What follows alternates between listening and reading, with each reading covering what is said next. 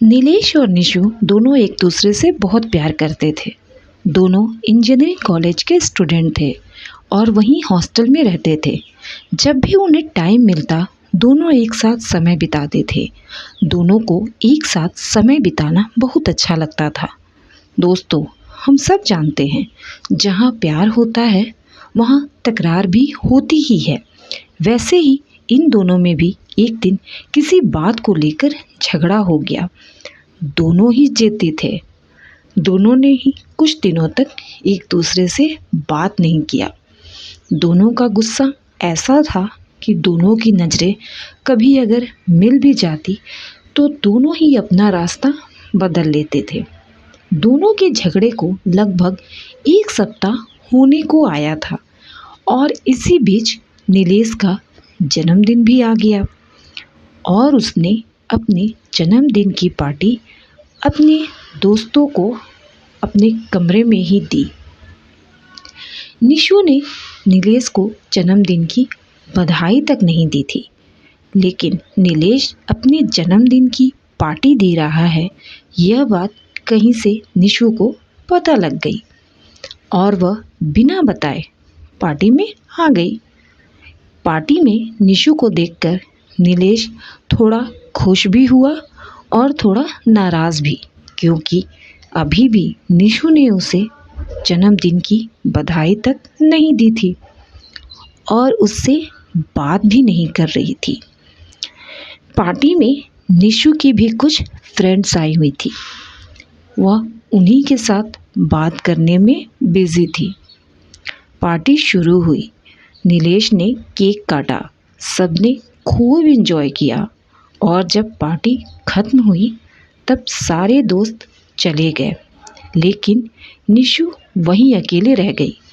सारे दोस्तों के जाने के बाद निशु ने कमरे का दरवाज़ा बंद कर दिया। यह देखकर नीलेश ने पूछा, तुमने कमरे का दरवाज़ा क्यों बंद किया? निशु ने कहा, तुम्हें जन्मदिन की बधाई देने के लिए। सॉरी बेबी, तुम अभी भी नाराज़ हो ना? प्लीज़ अब गुस्सा ख़त्म करो। नीलेश हंसते हुए कहता है, अब चुप रहो, मैं अब और एक्टिंग नहीं कर सकता। आई लव यू निशु। निशु नीलेश के पास आती है और उससे पूछती है, तुम्हें जन्मदिन पर क्या चाहिए, किस या हग? नीलेश उससे कहता है, मुझे तुम पूरी की पूरी चाहिए। निशु जोर से नीलेश को हग कर लेती है और कहती है, तुम्हें पता है मैं तुमसे ज़्यादा दिन तक नाराज़ नहीं रह सकती, तो फिर तुमने मुझसे बात क्यों नहीं की? नीलेश कहता है, क्योंकि गलती तुम्हारी थी। निशु कहती है, अच्छा चलो माफ़ कर दो, आगे से ऐसा नहीं होगा। निशु साथ में नीलेश के लिए एक बर्थडे केक लाई थी। दोनों ने मिलकर केक काटा और जन्मदिन मनाया। उसके बाद नीलेश ने निशु को कहा, अच्छा चलो अब जाओ अपने हॉस्टल, कल तुम्हारा असाइनमेंट है ना? निशु कहती है, नहीं, अभी मेरा दिल नहीं कर रहा है, मैं कुछ देर और तुम्हारे पास रहूँगी। 1 घंटे तक दोनों बहुत सारी बातें करते हैं और फिर निशु अपने हॉस्टल चली जाती है। नीलेश को पता था कि निशु से अब असाइनमेंट नहीं होगा, क्योंकि उसे अपनी नींद बहुत प्यारी थी।